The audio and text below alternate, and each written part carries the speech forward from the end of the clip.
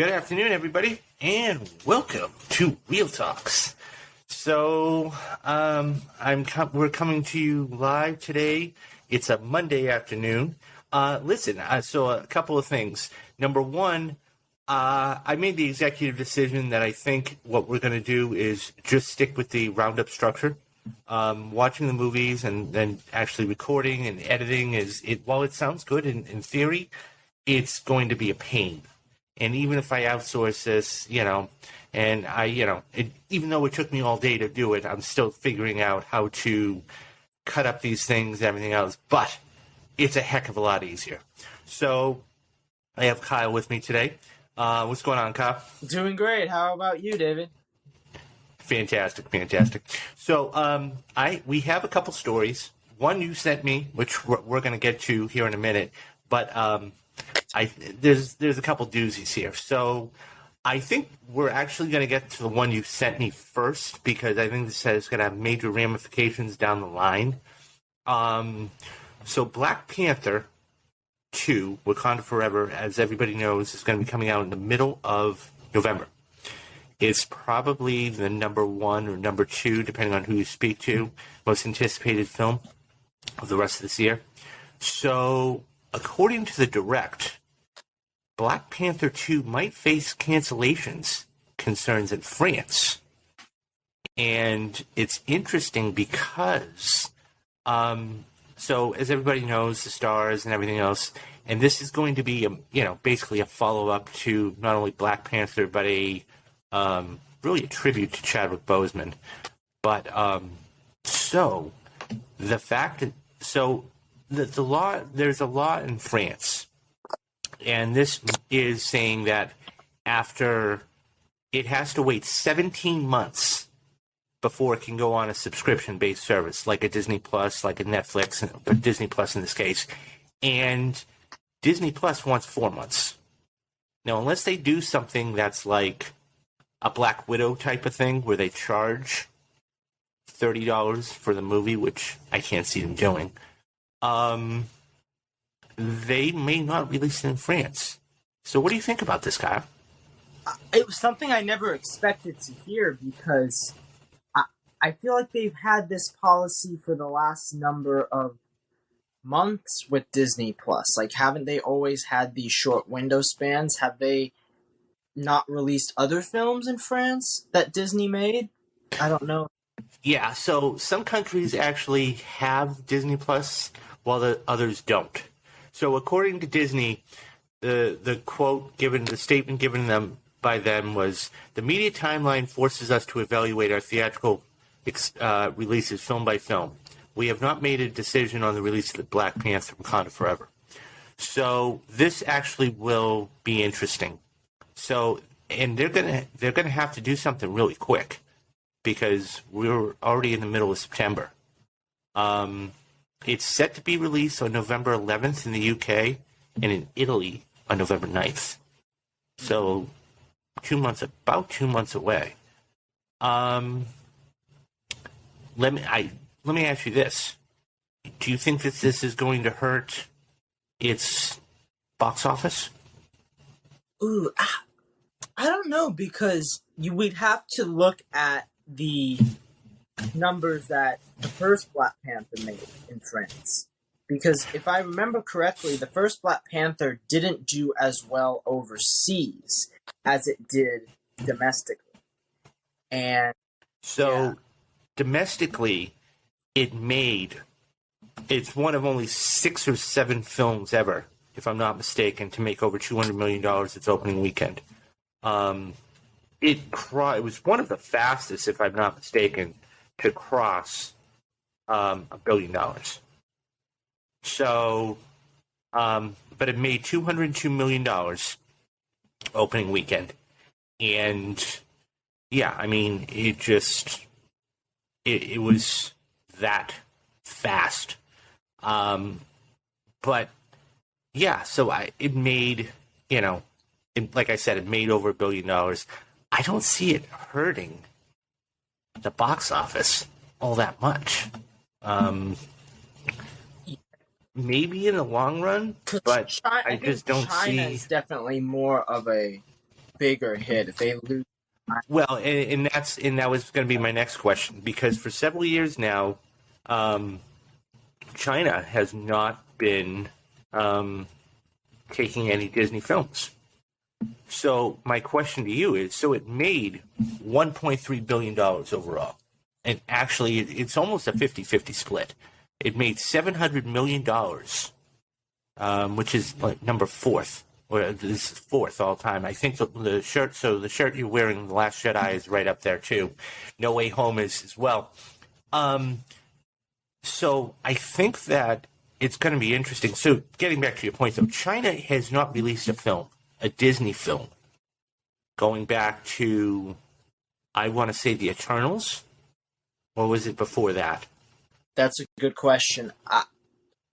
I think it was The Eternals. So, because of the political landscape there, so that means they didn't do Doctor Strange and the Multiverse of Madness. They didn't do Eternals, and there were a couple others. So, but as we've seen in the past years, last couple of years, they don't really need China, do they?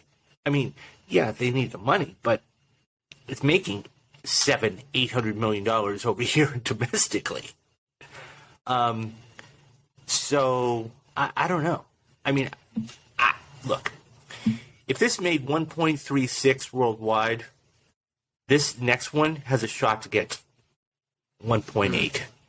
I mean, do I think it's going to make 2? No. Now let me ask you this, David. When it comes to Black Panther, though, how do you think it will perform without Chadwick Boseman being in it? Oh, I think it's going to be huge. I think if that trailer is any indication of that, and by the way, we're only a couple months out, so that's a whole other question. I really believe that, and I've said this, I've gone on record in saying this, I think this has a shot to smash the first Black Panther opening weekend. I think it's going to make between 200 to 230, maybe 230 to 240 million dollars. Now, is it going to hit Spider-Man No Way Home numbers? No, because I don't think anybody ever saw that coming. But I do think it's going to be very, very close to it. But as I said before, if this is any indication of that first trailer, is any indication of what this film's going to be like, this is going to be a complete, well done tribute to Chadwick Boseman. So, I'm very curious about the marketing of Black Panther: Wakanda Forever, because the toys are not technically out in stores. What they have is like these legacy Black Panther toys that are essentially kind of honoring the first movie. They're not really part of this new one, and I think that when the movie does come out, there isn't going to be a Black Panther toy for kids to play with. Like, that's going to be... they might have, like, a T'Challa, but, like, there isn't, like, say, whoever the new Black Panther is in this new movie, whether it's Shuri, whether it's Okoye or Nakia, like, these characters, I feel... they're not going to really... I don't know how many will be out in stores for the kids to play with, and that's a huge part about marketing a movie. And, but then again, like, when Avengers Endgame came out, they didn't have the same type of toys in stores for that movie because they were trying to keep the secrets from the film. So it's going to be interesting. Yeah, so I think that this is just as big as Endgame. I mean, this is the biggest. I would go so far as to say this is the biggest movie since Endgame. Just because the stature of it.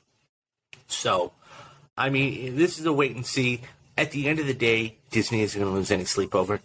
Yeah, they're going to be just fine. This is going to make over $200 million opening weekend, and they're going to be fine. So we'll see. But that's going to happen in a couple months. Moving on. So we have an announcement. So are you a big video gamer, or do you play video games? Yeah, or? I play games. I don't play them. I haven't played a lot of them lately because of TV and movies, but... Yeah. So there's this little racing game. I don't know if you're familiar with it. It's called Gran Turismo. So Gran Turismo is going to actually be a movie. Believe it or not. So what they went out and they got the star of Never Have I Ever. His name is Darren Barnett, and he's going to join David Harbour and Orlando Bloom in this movie.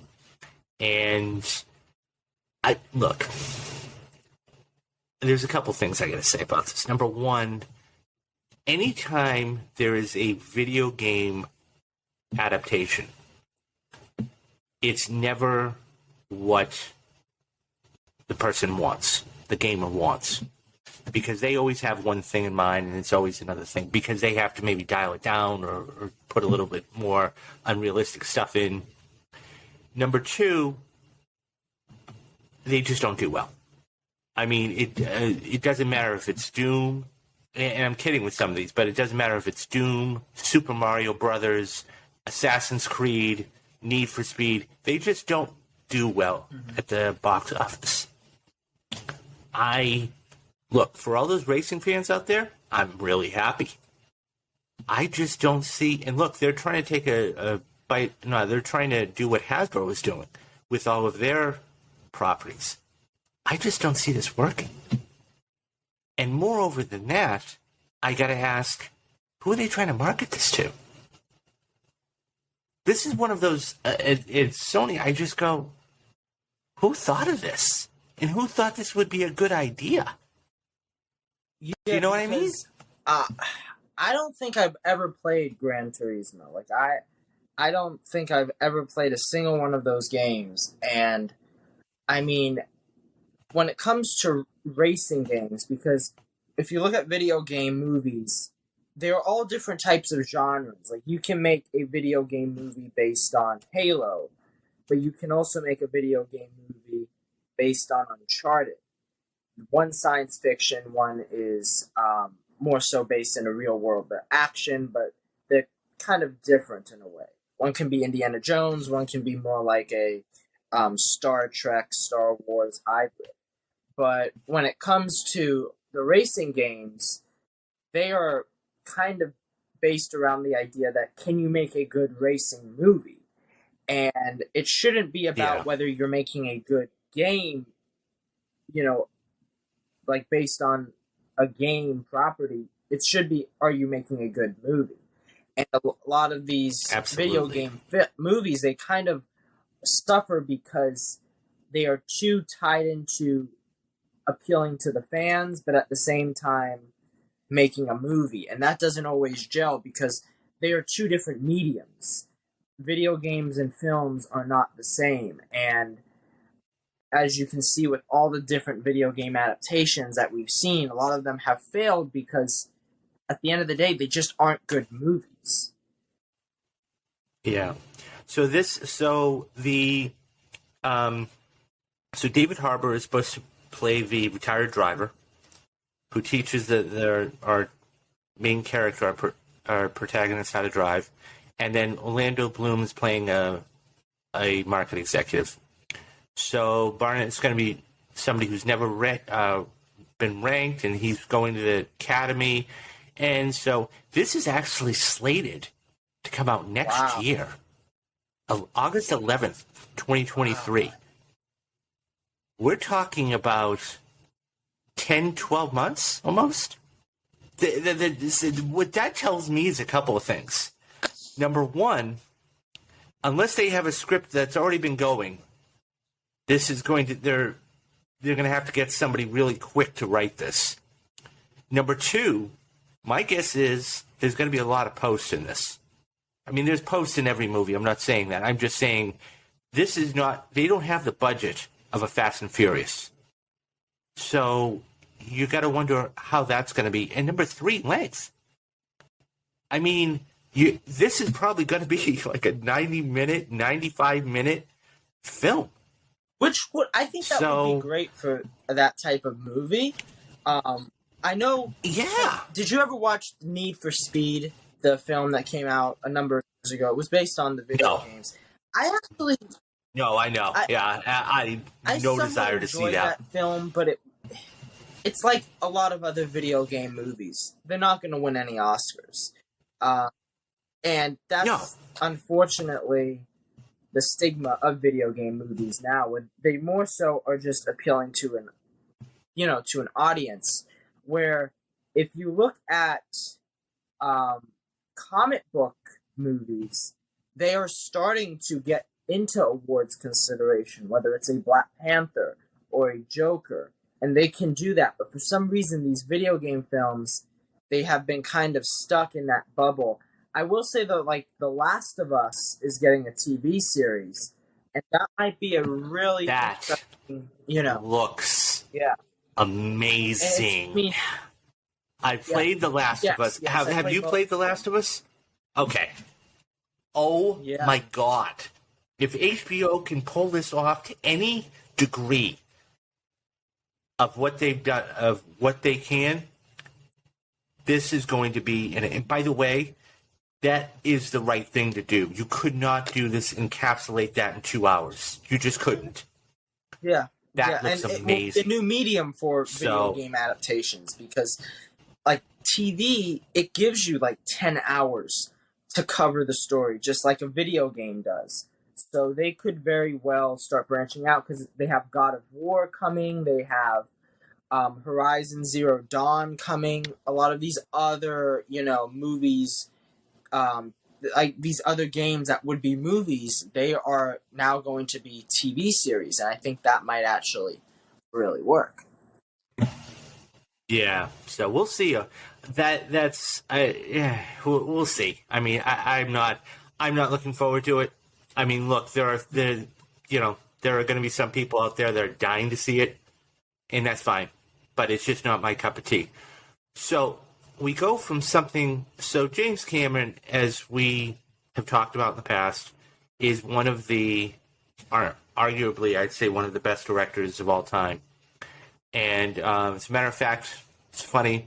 We just did, when I say we, Kyle and myself actually participate in this Twitter space every single day, or close to every single day.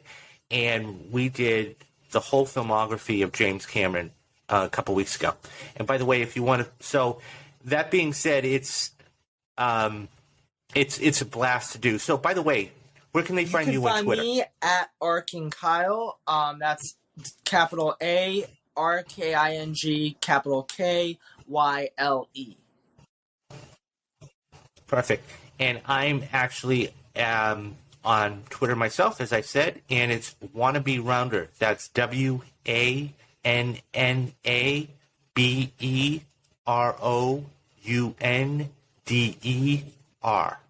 And so, as I said, we participate in these spaces. And so, by the way, and if you can't find the link, I always retweet it. Come join us. It's a blast. So getting back to James Cameron. James Cameron is arguably one of the best directors of the last 40 years. And so he actually, this comes from Variety, and he actually back in the day, he actually rejected Fox's notes about Avatar, telling executives, quote, I, built this $500 million studio lot for you because I made Titanic. So the article goes on to say, so he says, this is Cameron talking, I felt that I think I felt at the time that we clashed over certain things. For example, the studio felt that the film should be shorter and that there was way too much flying around, what the humans called the banshees. Well, it turns out what the audience loved the most in terms of the exiting poll and data gathering was that they loved the flying. And that's a place where I just drew a line in the sand and said, you know what? I made Titanic. This building we're meeting in right now, this is your new $500 million complex. I paid for that. So he goes on to say afterwards, they thanked me. I felt my job is to protect their investment, often against their own judgment. But as long as I protect their investment, all is forgiven. So, I mean, I'm laughing because it kind of shows you the narcissistic nature of because I mean we've talked about this ad nauseum. Avatar, and by the way, I believe the re-release of Avatar is coming out this week, Kyle. Correct? So I'm going to go see that for the first time. So, but this just shows you the narcissistic side to a certain extent of what one man can do. And I mean, obviously, he's got $2 billion films, so and he's got 3 Oscars to boot, so he can do whatever he wants. What did you think about this story when I thought you saw it was interesting because I always love reading or watching stories about how films get made and what the studio wanted a director to keep or what the studio wanted a director to get rid of. I do remember that I was reading about the making of the Twilight films, and there was, when the first Twilight movie was being made, they had an original script that was completely different than what the book was about. It had to do with like ice skates and like vampires fighting on like these even skateboards type situations. It was very interesting, and it's funny because then like the writer came and said, "This is not the book. I refuse for this script to get made." No, and then they made Twilight, and it became a huge hit, and they made another script. And it's great to see that, like, even a movie like Avatar, it was a film that people didn't think would do well. Like, the studio, they did not think that they would be able to feature this scene with the Banshees and that it would make the movie too long. And I think that it does show you that James Cameron is very passionate about his directing, about his films, and you love to see that in a director. And a lot of directors out there aren't as passionate as James Cameron, or at least they're not as assertive about their movies. Then again, it's because James Cameron has all the power in the world, but still I was just going to say it's because the man's made, revolutionary films in the last, I don't know, 30 years. The Terminator, I mean, arguably the Terminator 2, Terminator 2 Judgment Day is probably one of the short list of the best sequels of all time. Titanic, Avatar. I mean, it's just, I've always said this about Cameron. It's not quantity, it's quality. And so when you're able to put quality together and you're able to knock these things out, I mean, look, Titanic came out in 97. Avatar came out in 08. So that means he had $2 billion movies in the span of 10 years. So, but that being said, let's move on. So, did you happen to see, did you just tell me you went to go see The Woman King the other day? Or was it somebody else? So this opened with a $19 million weekend, and it has an A+ from CinemaScore, which is awesome, by the way. That's incredible. How did you like it? I love The Woman King. I think it is one of the best films of the year. They really brought back a genre of film that we haven't seen in many years in the sweeping it's kind of hard to say, but people are calling it like this epic historical piece. When the movie starts, it feels like, a Gladiator. It feels like those movies like Troy that used to come out back in the day, and then Hollywood just kind of stopped making them because they weren't doing well, but at the same time, they weren't that good. And it's great to see one of those types of movies, one of those historical pieces, finally coming back, because we've been kind of stuck in this historical piece situation where we get Bridge of Spies or The Post or Darkest Hour, films that are really more so talky films, less action-centric movies. And it's great to see a movie like The Woman King come, but the biggest draw about The Woman King is it is the very first film in Hollywood history to be led by primarily a black female cast. And it is in terms of action films, you don't see that. You don't see that in any other action films today. And it is, I mean, you have Black Panther, and Black Panther is technically, Wakanda Forever might be like the second one that does this, but Black Panther, the first Black Panther didn't have female leads. It had Chadwick Boseman, it had Michael B. Jordan, and then you had the Lupita Nyong'os and the Denai Guerreros. But, like, this is Viola Davis, Lashana Lynch, and all these other great actors in this movie, John Boyega, they are giving awards-worthy performances. And you just look at this movie and you say, think of all the young girls that will be watching this film, girls of color, that can kind of finally see someone that looks like them in an action role in a movie. It is really a monumental film, and That's cool.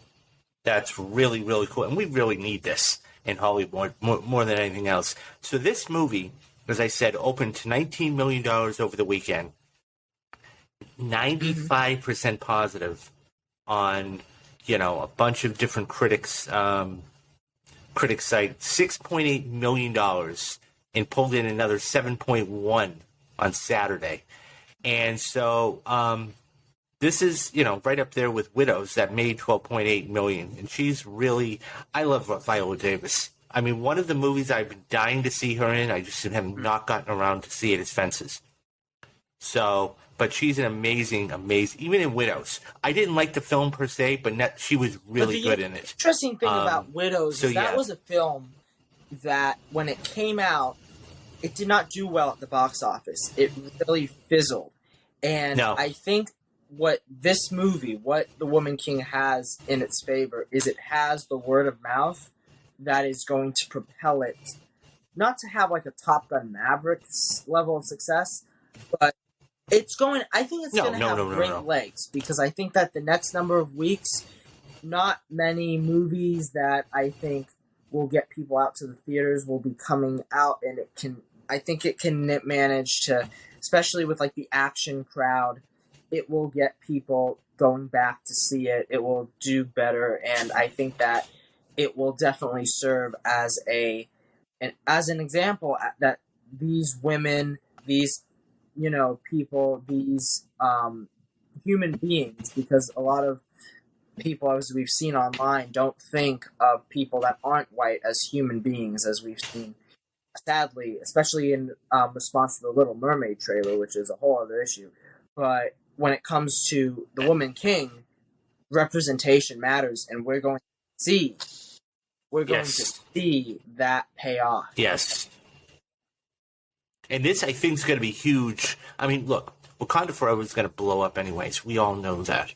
I think this was a great prelude to it. Really? And so the fact is that, that opens in about a month. And to your point, there isn't a lot out there right now. I mean, besides this, we got Don't Worry, Darling coming out this weekend, but let's face it, there's been a lot of controversy around that film. Yeah. It's still going to make its money, but I think this is probably going to win the weekend again, just because of that. That's a good. Yeah, I definitely want to see it. Question. I think Don't Worry, Darling still might beat it out. Yeah, or if it may be neck and neck. I won't say beat it out. I think it'll be neck and neck. I think it'll be very close. So, the last story of the day, and I can't believe we're talking about them again. I compared this to Days of Our Lives. I've compared this to a soap opera. I've compared this to anything and everything you can imagine. And all you got to do is say the name Ezra Miller. And he is they are one of the most controversial figures of the last 6 months in Hollywood. So I'm not going to go into ad nauseum. I'm just going to give you the rough draft of this. Everybody knows what they've done over the past 6 months. If you haven't, you can find it on the internet. Now, he came in. Finally, you think, okay, this is going to be it. Warner Brothers is going to get him on the track. to actually, do something so they can start marketing the Flash and everything else?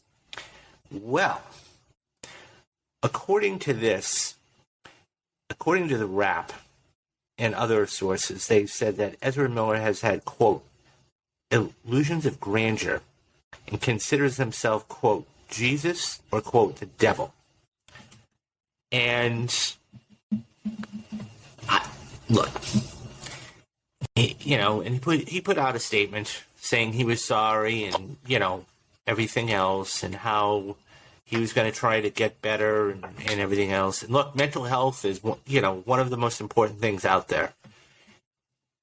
But when I just see this, and there was, so Vanity Fair spoke to a lot of unnamed friends and in quote, insiders over the past 6 months.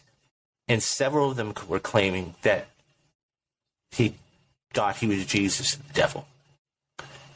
And I don't know. The only reason why we're talking about this is because it has Hollywood implications. That's it. And I think we're going all the way back to, this is almost like when they were still on the run. There's not much you can say to quash or mellow out or do anything like that to, look, and we're right back at square one. I can't see them doing any press. I mean, I said, a couple months ago that if everything worked out, I could see them maybe doing press down the road for this film. I gotta tell you, this is just, it's one of those things where, how do you say anything? What do you say? I don't know. Yeah. God, good thoughts. If we had this conversation about, what was it, a year or so ago when a lot of this stuff started to come out, I would have said, the answer is easy. You recast the role, you reshoot the film, and that's it. That's the end of it. I don't believe that anymore. I think that there's only one option for this movie, and it is that next summer it will be released in theaters. And I do think, you mentioned that you don't think that Ezra will be a part of the press. I could still see them. I can't see. The only way he's part of the press, look, he's not going to do any of the junkets. The only way he's part of the press is if Warner Brothers molds some sort of statements. And they put out generic statements by him. That's it. That's it. Because that way it's cut and dry, and you can't open any cans of worms. I do think that it might be interesting to see an interview that Ezra Miller does. Like I don't even know who would interview him them today. That's the problem, though, Kyle. He's a loose cannon. Well, no. So they're a loose cannon. We all know Ezra has gone into rehab, and I have a feeling that after Ezra is done with rehab, they will be much more tame in whatever they do or say. And I think that what will happen is, I do think we might get an interview, and Ezra will explain themselves. Because we have not heard from Ezra aside from that report. The problem is, and I would totally agree with you on that, the problem is that silence has been golden here. Warner Brothers hasn't come out and said one thing. So anything that they say now is going to be brand new, breaking news, and comes to light. If Warner Brothers had continually been putting out statements saying we're monitoring Ezra's mental health status, We're, monitoring, see what the market's like to put out the Flash in our original production date or release date. We're doing this, we're doing that. Then you could say, okay, there's a multitude of statements here that you have. But right now, there is nothing. Warner Brothers has done absolutely nothing. And that's the worst part about it. Because you could say all you want. And look, that's all great and good. But number one, if regardless whether it was Oprah Winfrey or Dan Rather or whoever it is, okay, it's going to be very, very, they're a loose cannon. You don't know what's coming out of their mouth. Number two, okay, once again, we go back to the production of it. What do you do with the film? Because let's face it, that's $250 million sitting on the table here. No, and that's a whole other rabbit hole for another time. Number three, as I just made mention, the lack of Warner Brothers actually stepping up and saying something. So what are you going to base this on? His doctors? Their doctors? Unless you put him on some meds, and even then, look, I'm not trying to compare one to the other, okay? It's like David Koresh, okay? Yeah. When David Koresh, back in the 1990s, everybody, and you can Google this if you don't know, okay, with Waco, Texas, he thought he was Jesus Christ, okay? They actually had a group of 40 or 50 Branch Davidians, and it's a tragedy. What I'm getting at is, if this is one individual that believed, number one, when did he believe he was Jesus Christ or the devil? How far did this go back? And number two, how long has this been going on? Because you didn't hear anything about this on any of the what was the film with Johnny Depp? I'm blanking on the film. Thank you. You heard nothing about this in the Fantastic Beasts movies. You didn't hear anything about this in the Justice League movies. Okay? There may have been other allegations, but there wasn't this toward. I think a lot of that has to do with the fact that there were other things going on around the time. Yeah, and I can appreciate that, but how do you justify this, and how do you juxtapose this?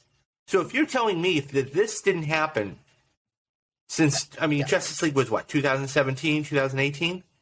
Okay, so you're telling me in the last 4 years they've had a complete and total breakdown? Yeah. Look, it can happen. I'm not saying it can't. I'm just saying that that's an extreme case. Yeah. Back to Miller for a minute. Look, they have to just do what they have to do. The thing that at least we can say is it is a good thing they are getting help. They are getting and that is definitely absolutely. Yeah. The first thing you have to do when there is a problem, the first thing you have to do, you have to recognize there's a problem. This is the thing, though. They recognize that there's a problem. I'm telling you, David, I see them releasing the Flash next year. If worst comes, the worst case scenario is if more stuff starts to come out, which it probably will. But if more terrible stuff comes out. So to your point, let's say, how much more stuff does it going to have to take before they just say, okay, we're done? We got to scrap this. At what point? And I'm not being devil. At what point? And look, that's the thing. Yeah. Miller's not looking at this from a business point of view. He's looking at this from a personal point of view. Warner Brothers is the one that's got, a $2.25 billion movie sitting in the can, so to speak. So at what point and how much is it going to take before they say, anyways, that's a mess. That's an absolute mess. We're not going to touch right now. I do think so. But when we say soap opera, that's a soap opera, and that's to be continued. Anyways, on a lighter note, As we end today, I want to thank everybody for, hanging in with me and, without the podcast and everything else. We're going to try and do. So Kyle and I are going to actually try and work out something for you guys that we are going to try and get this up a couple of times a week, not just on Thursdays. We're going to try and do Monday, Wednesday, Fridays. And that way you guys are getting more content and everything else. So definitely this is the way to go. Please, I know we're not getting it out there right now. Like and subscribe. This is the only way that this stuff's going to get out there. We're just starting out on the video side of it, but this is the way it grows. I do have a Patreon on patreon.com. There's 4 very cheap levels for you guys. $3, $7, $15, and $20. $7 is right now is a gallon of gas. You'll be getting your name shouted out on every single show for a full month. $3 would just help out in general. If you do, and you are gracious enough to do $20 a month, we will take care of, we'll make a video for you or, personalized video, and we'll take care of that. So, I mean, this is the way it's going to go, I think, because the podcast it's not, I want to do it maybe once we get larger, but right now we're trying to grow this. So, coming up, today is Monday, so I'm going to have this out by Wednesday for you guys. Don't worry, we still get the roundup. So as far as Mob Mondays and Flashback Fridays and those, I think, and Rewatch Wednesdays, we're going to put those on the back burner just until we can get some more. So one of our favorite YouTubers, his name is John Campia. He has 4 or 5 other people doing this to help him. I'm doing this on my own. Kyle is being gracious enough to lend his opinion on all this. So here's what we're going to do. We're going to be back on Thursday, and we're going to have another show out for you for the weekend. So, yeah. Kyle is going to go to the theater to see... What are we going to go see, Kyle? Nice. And I've heard good things about that, too. So, and he can give us that little synopsis the next time we talk to him. Okay, guys. So, for Kyle, I'm David. And you have been listening to Real Talks. Bye, guys.